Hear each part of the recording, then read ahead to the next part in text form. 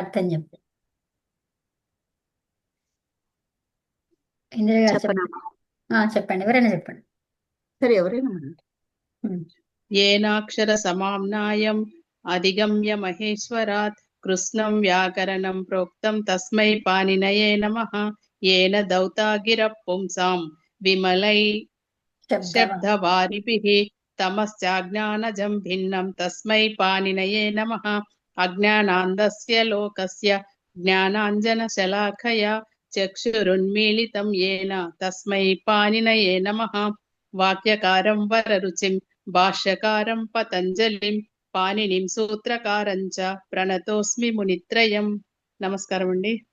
ఓం నమస్తే అండి, అందరికీ ధన్యవాదాలు. అయితే మనము ఈ భ్వాదిగణంలో ఎలాంటి మార్పులు జరుగుతాయి అంటే షెప్పు ఒకటే కాకుండా ఇంకా వేరే వేరే ప్రత్యయాలు వచ్చేసి అవి కొత్త ధాతువులుగా మారడం, తర్వాత అదే తింగ్ ప్రత్యయం రావడం, తర్వాత షెప్ ప్రత్యయం రావడం అనేవి చూసుకుంటూ ఉన్నాం కదా. సో అందులో ఎన్ని ధాతువులు అయిపోయినాయి ఇప్పుడు ఇప్పటివరకు కౌంట్ చేశారా? ఆ, 30 ధాతువుల వరకు అయి ఉంటాయి. సో చూడండి ఒకసారి. ఫస్ట్ సూత్రం ఏం చెప్తుంది? మొదటి సూత్రము ఉప్పు ధూప విచ్చి పని పనిభ్య ఆయః. పనిభ్య అక్కడ ఆయః. ఇక్కడ 5 ధాతువులు ఉన్నాయి. 5 ధాతువుల్లో విచ్ అనేది అది భ్వాదిగణంది కాదు, 4 ధాతువులు అక్కడ. ఓకే. రెండవది తర్వాత ఊదుపదాయ గోహ అక్కడ 5 ధాతువు ఒకటే కదా మన్ని అక్కడ. మొత్తం కలిపి 4 5 తర్వాత రిటేరియం ఒకటి 6 అయినాయి. 6. తర్వాత అదొకటి 7. తర్వాత ఆయాదయ ఆర్ధధాతు కేవా అంటే ఇక్కడ పైన ఏవైతే సూత్రాలు చెప్పారో ధాతువులు, ఈ 7 8 ధాతువులకి ఏంటి ఆర్ధధాతుకములో ఇవన్నీ ప్రత్యయాలు వికల్పంగా వస్తాయి అని చెప్పుకున్నాం, అవునా? ఈ 5 ప్రత్యయాలకి పైన గుపు ధూప విచ్చి పని పడిభ్య ఆయః అన్నారు కదా. సో అక్కడ ఉన్నటువంటి 5 ధాతువులకి ఆయ ప్రత్యయము వికల్పంగా వస్తుంది ఆర్ధధాతుకములో. ఓకే. తర్వాత ఊదుపదాయాహ గోహ అన్నామా, అది కాదు. ఇంకా రితేరియంగ్, అవునా? ఈ వేరే సనాది ప్రత్యయాలు ఏమేమి ఉన్నాయి? ఆయా, తర్వాత ఇయంగ్, ణింగ్, ఇవి సనాది ప్రత్యయాలు. సో కాబట్టి ఈ ప్రత్యయాలు 3 ప్రత్యయాలు ఆర్ధధాతుకంలో వికల్పంగా వస్తాయి అని చెప్పేసి చెప్పుకున్నాం. తర్వాత ఇంకేముందండి? 7 ధాతువులు వచ్చాయి మనకి. ఇంకా గుప్ తిజ్ కిద్భ్య సన్, గుప్ తిజ్ కిద్, అవి 3, అవునా? వినిపిస్తుందా అండి? నమస్కారం మహోదయ. నమస్కారం మహోదయ. అమ్మా నమస్తే. తర్వాత ఇంకేమన్నాము? మాన్ బధ దాన్ షాన్, ఎన్ని వచ్చాయి అక్కడ? 4.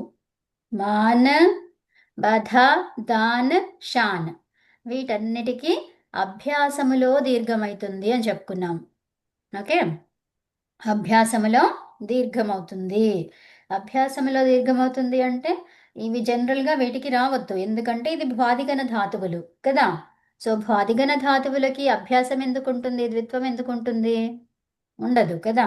కానీ వీటికి ఉంటుంది అని చెప్తున్నారు, అందుకే వీటికి స్పెషల్ సూత్రాలని చెప్పుకుంటున్నాం మనం. తర్వాత వా భ్రాష భ్లాష భ్రము క్రము క్లము త్రసి త్రుటి లషహ, ఇందులో 3 ధాతువులను తీసేయండి. ఎన్ని ఉన్నాయి ఇందులో ఇప్పుడు?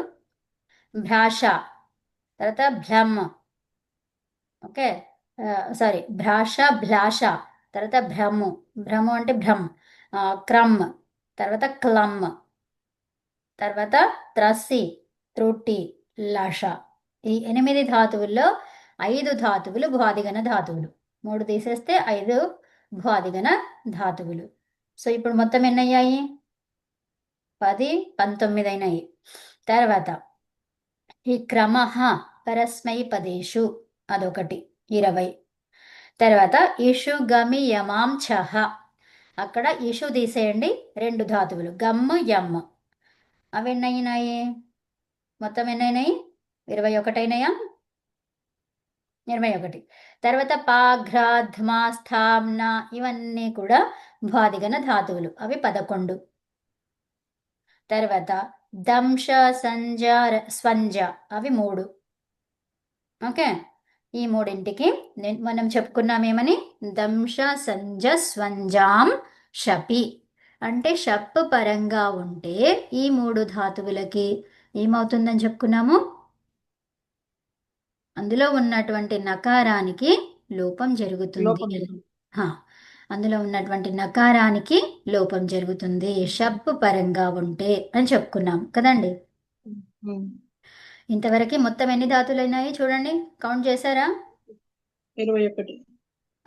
కాదు, ఇంకా 11, 3 కూడా ఉన్నాయి కదా, అవి కూడా కలపండి. ఆ, ఎంతైనాయి? 21. 32, 35. 33. 33. 7, 10, 19, 20, 21, 22, 22 ప్లస్ 11 ఎంత? 22, 11 ప్లస్ 3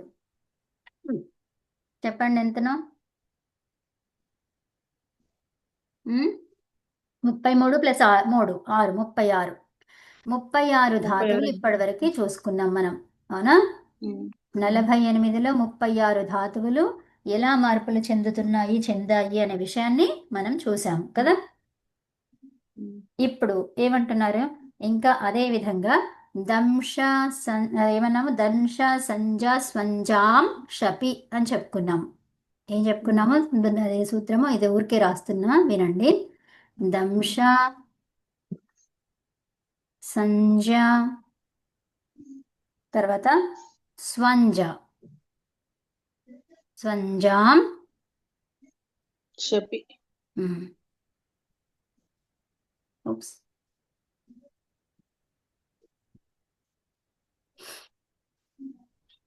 అంటే ఈ 3 ధాతువులకి ఏంటి, షప్ పరంగా ఉంటే నకారము లోపిస్తుంది అని చెప్పుకున్నాము కదా.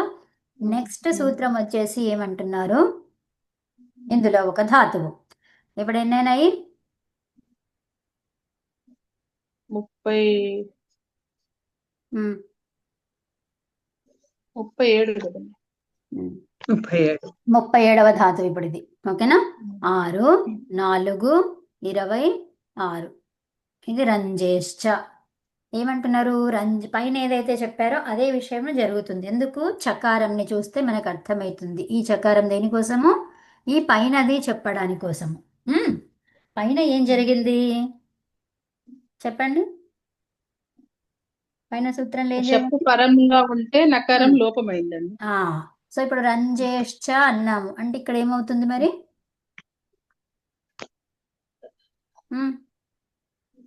చెప్పండి. రజ్జు అవుతుంది కదండి. రజ్జు అవుతుంది, ఉత్తమం. సో ఇప్పుడు రంజ అనేది ఇది ధాతువు, రంజ రాగే, ఏంటిది ఇది, రంజ రాగే. రాగే అంటే ఏంటండి, రాగి అంటే రాగమా, ప్రేమ, అనురాగం అట్లాంటివే. అలాంటివే. సో ఏం చెప్తున్నారు ఇక్కడ, రంజ రాగే అంటే, రాగే అంటే అనురాగము ప్రేమ లేకుండా ఇక్కడ ఏం చెప్తున్నారంటే మనకి 2 గణాలలో ఉంది ఇది, ఓకే. ఈ 2 గణాలలో ఉంది. భాదిగణంలో ఉన్నటువంటి దానికి అర్థం ఏంటిది, రంగు. ఏంటిది, రంగు అని అర్థం ఇక్కడ. రంగు అంటే కలర్ అంటున్నారా? అంతే, అవునండి. రంగు అంటే ఏంటి, కలర్, పెయింట్ అట్లాంటివి. ఇంతే, 2 అర్థాలు ఇక్కడ. పెయింట్ ఏమంటాము,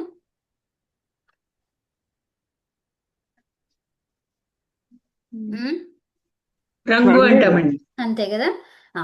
సో రంజ రాగే, ఇది ఇక్కడ అర్థం మాత్రం ఏంటండి, రంగు, ఇక్కడ కలర్ అన్నమాట. అయితే సహ రజతి అన్నాం అనుకోండి, అప్పుడు ఏమన్నమాట, అతడు రంగు ఏం చేస్తున్నాడు, వేస్తున్నాడు. అర్థమవుతుందా? ఉమ్. ఉమ్. అయితే ఇప్పుడు మనకి ధాతువు, ఆ ధాతువుని చూడండి, ఇత్తు సంజలు చెప్పండి, ఏమైనా ఉన్నాయా? ఉన్నదండి. ఉపదేశ అజరణాసికి ఎత్తు అవుతుంది. ఉమ్. ఆ అప్పుడు ఏమైంది అది? రంజ్. రంజ్ అయింది. ఇప్పుడు నకారం కనిపిస్తుంది మనకు. ఏం కనిపిస్తుంది? నకారం కనిపిస్తుంది. నకారం కనిపిస్తుంది. ఈ నకారం పక్కన ఎవరున్నారు? జకారం. జకారం ఏంటిది? అది వర్గీయ అక్షరం. ఎలాంటి అక్షరం అది? వర్గీయ అక్షరం. వర్గీయ అక్షరం. ఆ వర్గములో పంచమాక్షరం ఏముంటుంది? జ్ఞ. అది ఇక్కడ వస్తుంది అనమాట. ఓకే, అప్పుడు నకార స్థానంలో ఏమొస్తుంది? అది వస్తుంది. ఎందుకు? నశ్చా పదాంతస్య ఝలి అన్నాం. అంటే ఫస్ట్ ఏమైంది? అది అనుస్వారం అయ్యింది. ఏమైంది ఇక్కడ? అనుస్వారం అయ్యింది. అప్పుడు రమ్. ఈ పైన వాటికి కూడా అలాగే చేయాలి. ఆ ప్రాసెస్లో మీకు తెలుసు కదా అని ఇంకా నేను చేయలేదు అక్కడ. సో ఇప్పుడు రంజ్ ఇలా వస్తుందండి. ఓకే, ఈ రంజ్ వచ్చిన తర్వాత మళ్ళీ ఏమైంది? అది అనుస్వారస్య యయి పరసవర్ణః అనే సూత్రం చేత ఏమైంది? అది పంచమాక్షరం. పంచమాక్షరంగా మారింది. ఇలాగా. ఓకేనా? ఇలా రూపం వచ్చిందండి మనకు. అర్థమైందా అంతవరకు? ఈ నకారం పోయి అనుస్వారం రావడానికి కారణం ఏంటి? అనుస్వారస్య యయి పరసవర్ణః.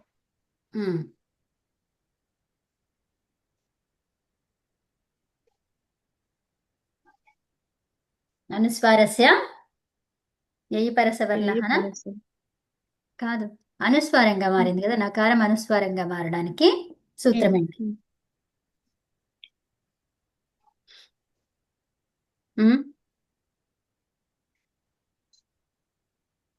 అనుస్వారస్య యయి పరసవర్ణః అంటే ఇది పంచమాక్షరం మారింది. అనుస్వారంగా మారడానికి అడిగాను కదా.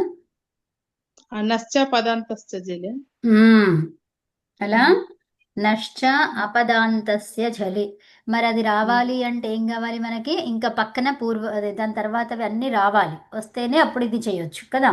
ఇంకా ధాతువులోనే మనం ఉన్నప్పుడు మార్చడానికి వీల్లేదు ఇక్కడ. అవునా? అపదం అన్నాము. అపదం ఎప్పుడైతుంది? పద సంజ దగ్గరికి మనం వెళ్తేనే కదా, ఇంకా మనం అక్కడికి వెళ్ళలేదు కదా. సరే, ఇప్పుడు రంజ్ ఏముంది? అది రంజ్ తర్వాత ఏముంది? ఏమొస్తుంది? లకారం రావాలి. అవునా? అదొక ధాతువు అని చెప్పుకున్నాము. ధాతు అధికారంలో ఉన్నప్పుడు లకారాన్ని తీసుకొస్తాము. లకారాన్ని తెచ్చిన తర్వాత అది లస్య అధికారంలోకి వస్తుంది. ఆ తర్వాత దానికి సంబంధించిన ప్రత్యయాలను తీసుకొస్తాము. అందుకనే లడాదేశ తింగ్ ప్రత్యయం అంటాము. అవునా? లడాదేశ తింగ్ ప్రత్యయాలను తీసుకొస్తున్నాము. సో అప్పుడేంటి మరి? ప్రథమ పురుష ఏకవచన ప్రత్యయం కావాలి అంటే ఏం చెప్తారు?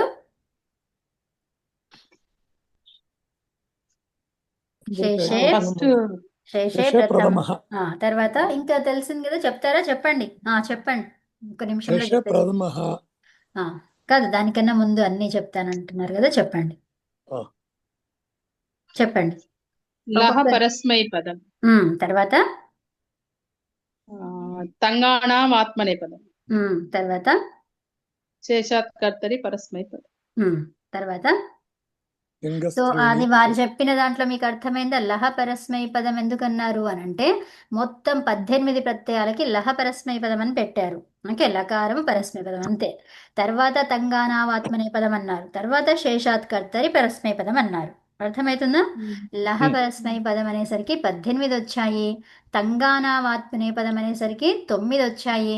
మళ్ళీ తర్వాత శేషాత్ కర్తరి పరస్మై పదం, అప్పుడు మళ్ళీ వీటిలో 9 వచ్చాయి అని చెప్తున్నారు. అర్థమైంది కదా అందరికి?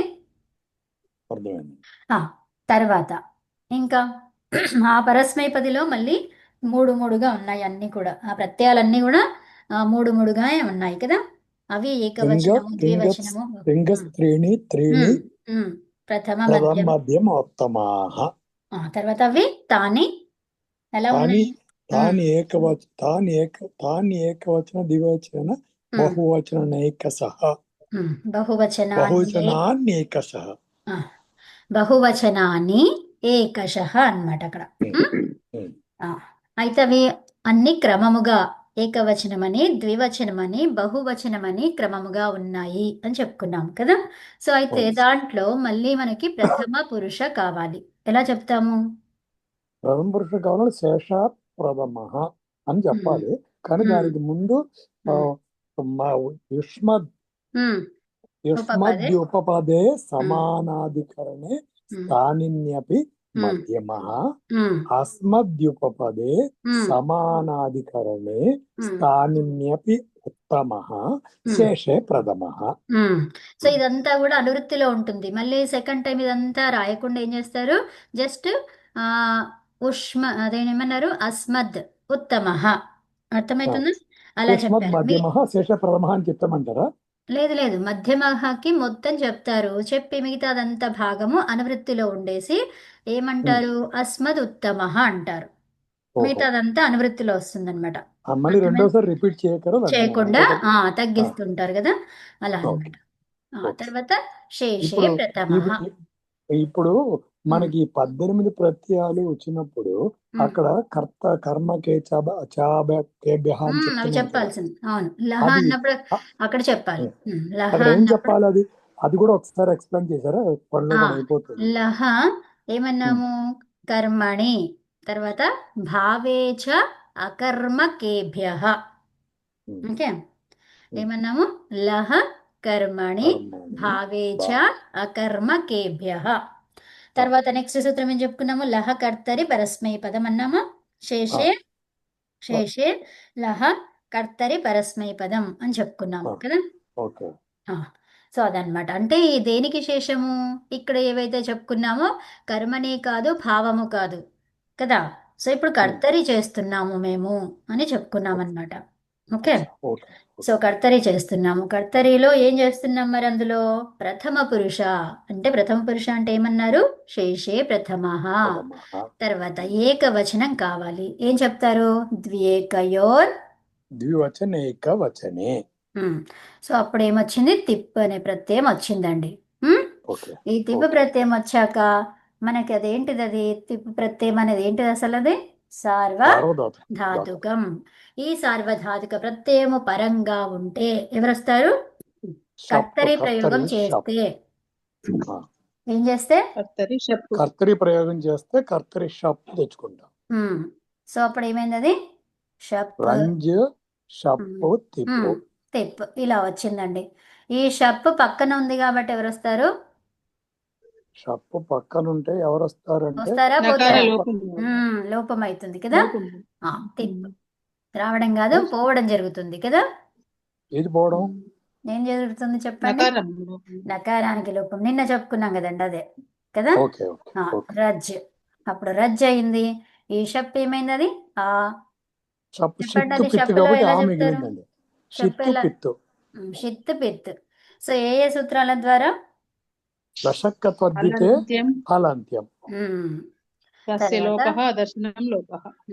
ఉత్తమం. అవన్నీ చెప్తూ ఉంటే మీకు ప్రాక్టీస్ అవుతుంది అంతే.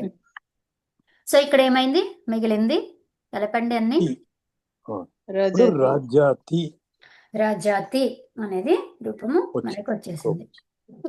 సో ఇక్కడ పదం, ఇక్కడ మరి మనము అవసరం ఉందా లేదా? యాక్చువల్గా ఇక్కడ మనకి దాన్ని మార్చుకోవడానికి అవసరమే లేదు. నకారాన్ని మార్చడానికి అవసరం లేదు. ఎందుకు అంటే నకారం అక్కడ లోపించేస్తుంది. షప్ వచ్చిందంటే ఇప్పుడు అపదం అయ్యింది, అవునా?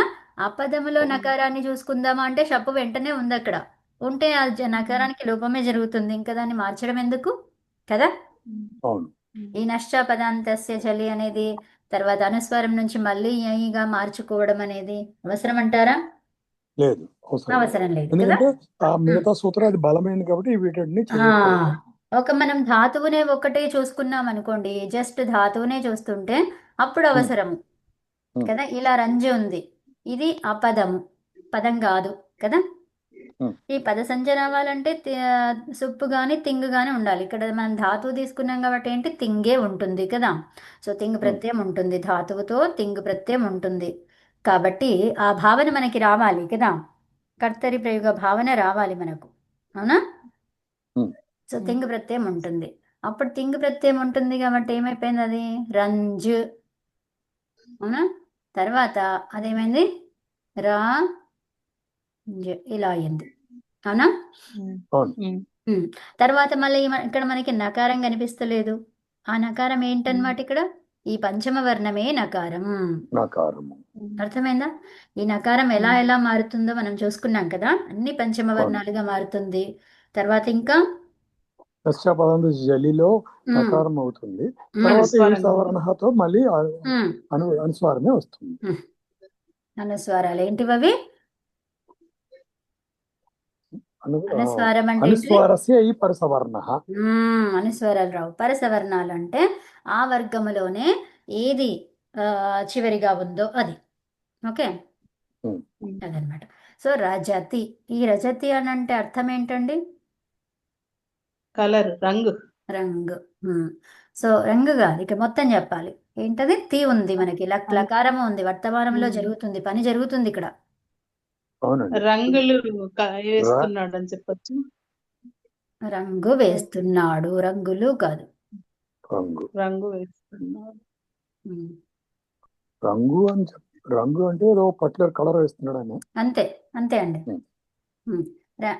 వాక్యం లాగా చెప్పుకుంటే ఏం చెప్తాము? అతడు కానీ ఆమె కానీ కదా, పేర్లతో కానీ, అవునా? సహరజతి.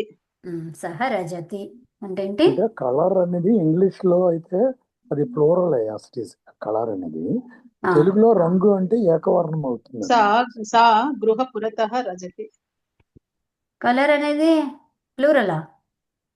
ఇంగ్లీష్ లో కలర్, కలర్స్, రంగులు వేరు రంగు వేరు కదండి. వన్ కలర్ అంటారా? ఓకే కదా.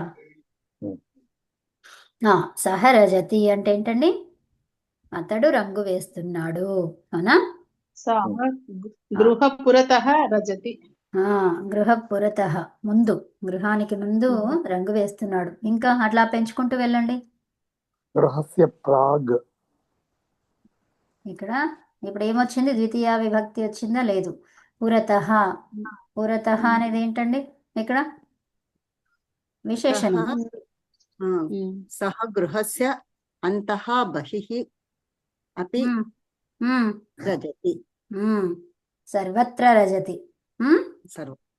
గృహస్య సర్వత్ర. సహ కేశః రజతి.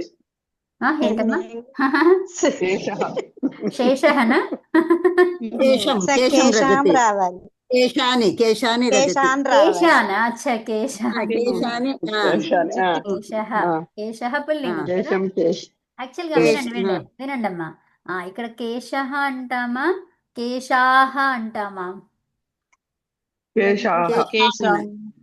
కేశాన్. వెంట్రుక. ఒక్క నిమిషం వినండి ఫస్ట్, అది ఏంటో చెప్పండి అమ్మా. అది నిత్య బహువచనమా లేక ఏకవచనమా? వెంట్రుకలు కదండి. వెంట్రుకలు. పుల్లింగమా తర్వాత స్త్రీలింగమా? పుంలింగం. పుంలింగం కేశః. కేశః అనేది పుల్లింగం. సో అయితే ఇప్పుడు ఇదేంటిది? వెంట్రుక, వెంట్రుకలు అంటున్నాం అంటే అందరికి ఎవరికైనా వెంట్రుక ఉండగా చూసారా మీరు? వెంట్రుకలు ఉండగా చూసారా? కదా. మరి మనం కేశః అంటామా కేశాహ అంటామా? సో కేశాహ అంటే వెంట్రుకనే, ఒకదాన్ని వెంట్రుకనే అంటాం, కరెక్టే. కానీ వెంట్రుకలు అనే పదమే యూజ్ చేస్తాం కదా. అంటే ఆ రూపం ఉంది, కాకపోతే మనం యూజ్ చేసేది ఏంటిది? వెంట్రుకలు కదా. సో కాబట్టి కేశాన్. లోమాన్. లోమాన్ అంటే ఏంటండి? వెంట్రుకలని. లోమాన్.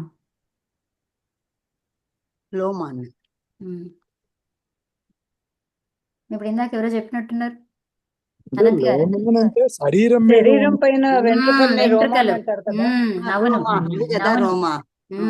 కేశాన్ని రోమా అనడానికి లేదు. అది తల మీద ఉండే వాటికి వెంట్రుకలు.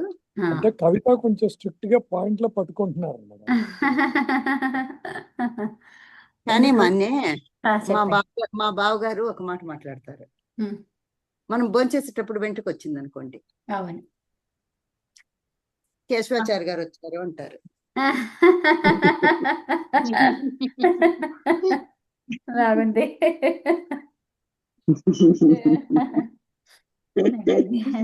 సరే, ఇప్పుడు ఇంకో సూత్రం దగ్గరికి వెళ్దామా? ఉమ్. ఇంకా నెక్స్ట్ సూత్రం ఏం చెప్తున్నారు? ఇప్పటి వరకు ఎన్ని అయ్యాయండి? ఇది ఒక ధాతువు, కలుపుకోండి. 37 అయింది. మొన్నే ఈ రంగేస్తే ఇంకొకసారి చెప్పరా బిగినింగ్ నుంచి? నేను పేషెంట్లు వస్తే చూడడానికి వెళ్ళిపోయాను, అందుకోసం ఓకే. సో ఇక్కడ మనం లాస్ట్ లో వచ్చాను అంతే. ఇక్కడే అదేలే, అందుకనే మీ మాట వినిపించలేదు. అదే అప్పుడు మ్యూట్ పెట్టేసి వెళ్ళిపోయాను అనమాట. అచ్చా, సో వినండమ్మా, ఏమంటున్నారు ఇక్కడ? దంశ దంశ సంజ స్వంజాం షపి అని చెప్పుకున్నాము నిన్న, అవునా? సో ఇది ఏం చెప్తుంది సూత్రము అంటే, ఏం చెప్పినాము అక్కడ?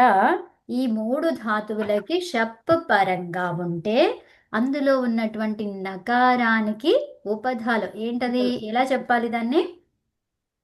అంగంలో. ఎప్పుడైతే షప్ వచ్చిందో అది అంగం అయిపోయింది కదా. అంగస్య, అంగములో ఉన్నటువంటి ఏమైంది? నకారస్య ఓకే లోపః భవతి కదా. సో లోపము అవుతుంది అని చెప్పుకున్నాం. అయితే అదే క్రమములో ఏమన్నారు? రంజేశ్చ. ఏమన్నారు? రంజేశ్చ. ఇప్పుడు చాకి అర్థం ఏంటి తీసుకోవాలి? ఇక్కడ కూడా అలాగే జరుగుతుంది. ఎలా జరుగుతుంది? షప్ పరంగా ఉంటే, షప్ పరంగా ఉంటే నకార ఉపధాలో ఉన్నటువంటి నకారానికి లోపం జరుగుతుంది అనే అర్థం అన్నమాట. అక్కడ చాకి అర్థం ఏంటిది?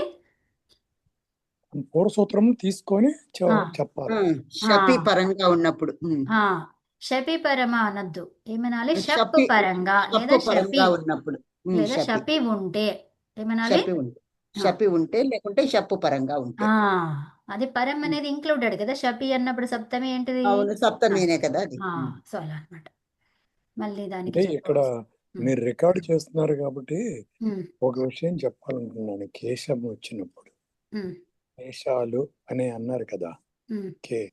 ఏదో కేశవాచారి వచ్చారని కూడా ఎవరో చెప్పారు. బాగుంది, ఆ ప్రయోగం బాగుంది.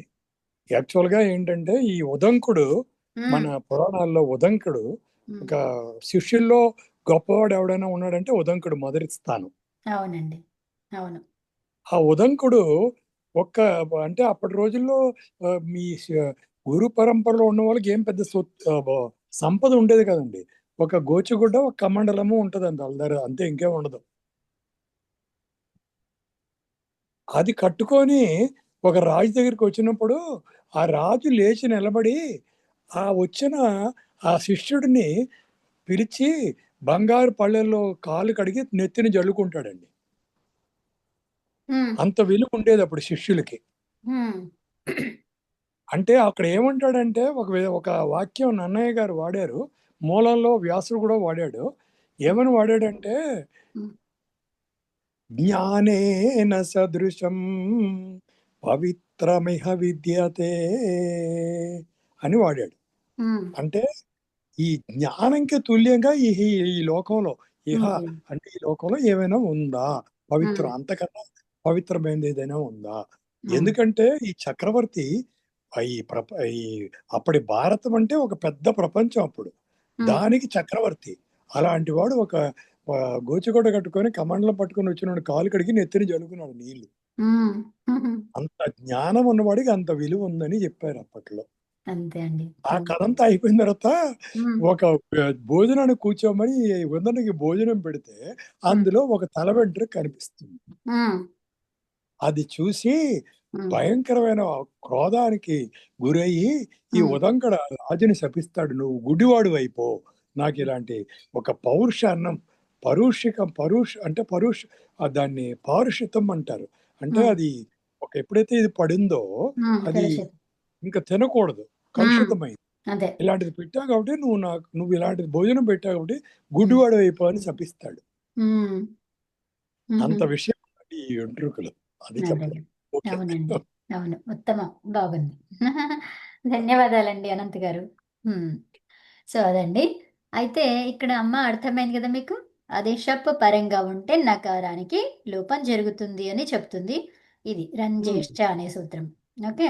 సో, ఉమ్, మరి ఉమ్, అదే విషయమే చెప్తూ ఉంటే మనకిక్కడ ఎందుకు ఇలాగా సెపరేట్‌గా చెప్పాల్సొచ్చింది అంటే ఇప్పుడు ఉమ్, నెక్స్ట్ సూత్రాన్ని చూద్దాం.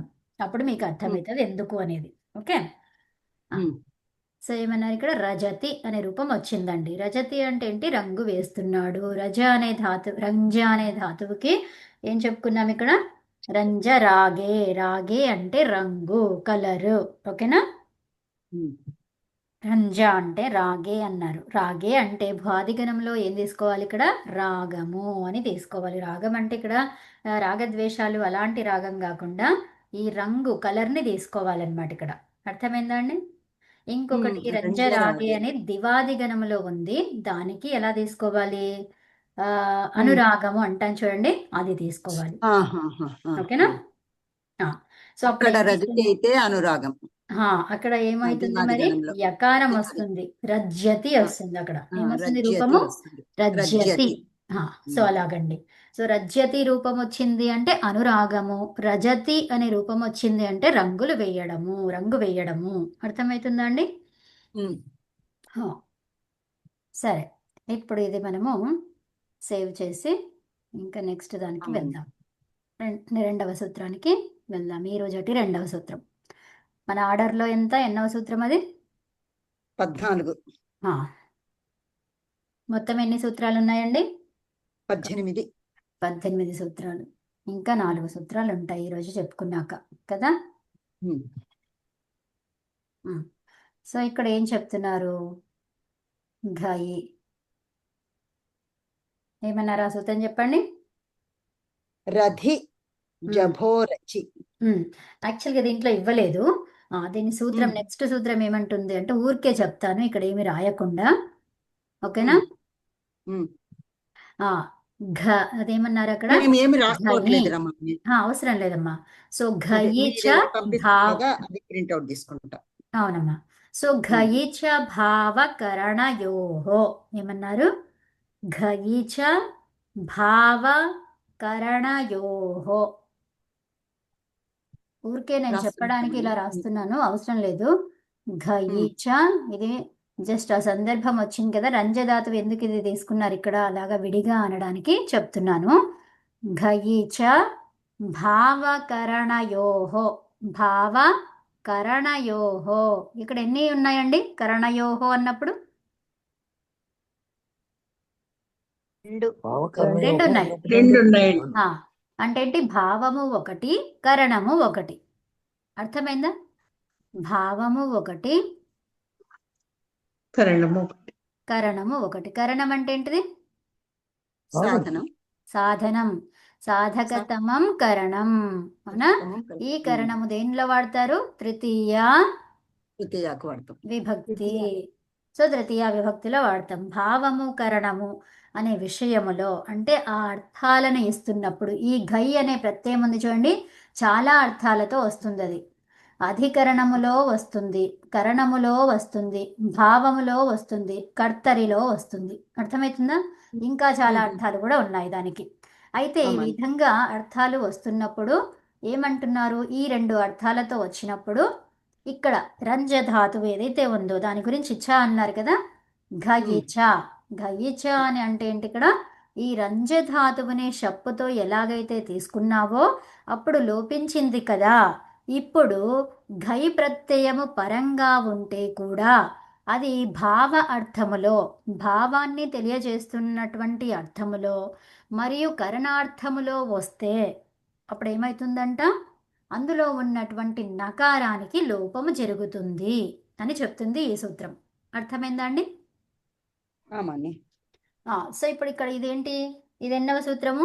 6, 4, 27, 26 పైన చెప్పుకున్నాం కదా. ఆ పైన సూత్రానికి ఇది అడిషన్. ఏం అడిషన్? అలాగా మళ్ళీ 3 ధాతువులు పైన, ఇంకా దానికి పైన 3 ధాతువులు చెప్పుకున్నాము. ఏమేమవి? దంశ, సంజ, స్వంజ. ఆ ధాతువులకు ఇలా కాదనమాట. అర్థమవుతుందా? ఇలా కాదు కాబట్టి దీనిని సపరేట్గా ఇవ్వడం జరిగింది. రంజ ధాతువుకి సపరేట్గా ఇవ్వడము జరిగిందండి. అర్థమైందా? ఎందుకు అంటే పూర్వంలో ఇచ్చిన ధాతువు ఏదైతే ఉందో దానికి షప్పు పరంగా ఉంటే నకారము లోపించింది. అలాగే ఈ ఘై ప్రత్యయం అనేది భావార్థములో కానీ కరణార్థములో కానీ గనక వస్తే అప్పుడు ఈ రంజధాతువులో ఉన్నటువంటి నకారానికి లోపము జరుగుతుంది అనే విషయం చెప్పడానికి దాన్ని సపరేట్గా ఇవ్వడము జరిగింది. ఓకేనా? కానీ ఇప్పుడు ఈ కారణాల్లో కూడా నకార లోపం చేశారు. నకారం రాసేయండి. కరణములో నకారం లోపం చేశారు, కొంచెం రాసేయండి. కరణము కరెక్టే ఉంది కదండి. భావ కరయోహ అని ఉంది. ఓ అక్కడ పైననా? నకారాన్ని లోపం చేసేసానా? కరణయోహో ఉత్తమం, ధన్యవాదాలండి. యా ఉత్తమం. భావ కరణయోహో. Okay yeah. నేను అదే చూస్తున్నామని కింద భావము కరణం అంటున్నారు, అక్కడ భావకరయోగం అని చెప్పారు. ఎందుకు యా సో అదండి. ఓకేనా? బాగా మంచిగా అబ్జర్వ్ చేస్తున్నారు. అదే ఉండాలి మనకి. అది అంతా ఉండాలి. సో ఏంటి మరి ఇక్కడ కరయోహో కరణయోహో మరి రెండిట్లో ఏది కరెక్ట్ కదా? అందుకని కానీ మీరు మేము చెప్పింది పాజిటివ్ గా తీసుకున్నారు చూడండి, అది ఉత్తమం. అది కూడా ఉండాలి, ఇది కూడా ఉండాలి. ఓకేనా? సో రెండు ఉండాలి మనకి. సరే అండి. ఇప్పుడు నెక్స్ట్ ఇప్పుడు మనకి భాదిగణంలో ఉన్నటువంటి ధాతువులలో కథ గురించి చూస్తున్నాము. ఆ కథలో ఏమైంది? ఎంతవరకు వచ్చింది? ఎన్ని ధాతువులైనాయి?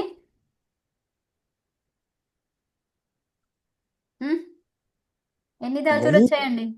గై కదండి, గై ప్రత్యయం కదా. 37 ధాతువులు అయ్యాయండి. 37 ధాతువులైనాయి. అవునా? ఇప్పుడు మనము రథి ఏముంది? నెక్స్ట్ ధాతు సూత్రం ఏముంది చదవండి. రథి రథి జబో రచి. ఒక్క నిమిషం. రథి ఇది చిన్నగా వస్తుంది. ఒక నిమిషం ఇది తీసేసి మళ్ళీ కొత్త తీసుకుంది.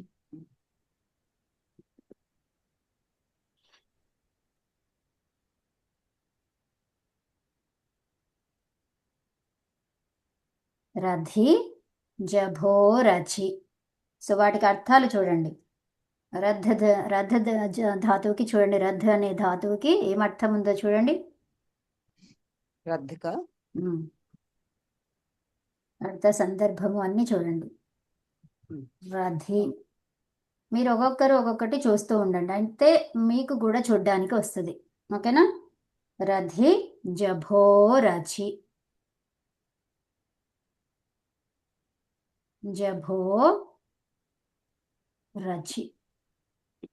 దీన్ని విడదీస్తే ఎలా వస్తుంది? 7 1 61 సూత్ర సంఖ్య ఇది. సో దీన్ని విడదీయండి ఫస్ట్. మనకి ఎక్కడ విడదీయచ్చు? రేఫ ఉన్న చోట. అవునా? చెప్పండి. రథి రబోహ అచి. రథి జభోహో అచి. అచి అంటే ఏమర్థమైందండి? సప్తమి. సప్తమి అంటే ఏంటి? సప్తమి అంటే దాని క్రియ ఏంటి? ఏం జరుగుతుంది? అచ్చు పరంగా ఉండాలి కదా. అచ్చు అనేది పరంగా ఉంటే రథి జబోహో ఏమవుతుంది కదా? అర్థమవుతుందా? అయితే ఇప్పుడు మనకు ఈ రథ ధాతువు ఉంది కదా. ఈ రథ ధాతువుకి అర్థ సందర్భం ఏముంది మరి?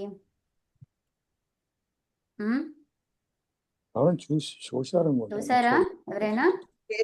చూడలేదు. చూడండి ఒకసారి. రథ హింస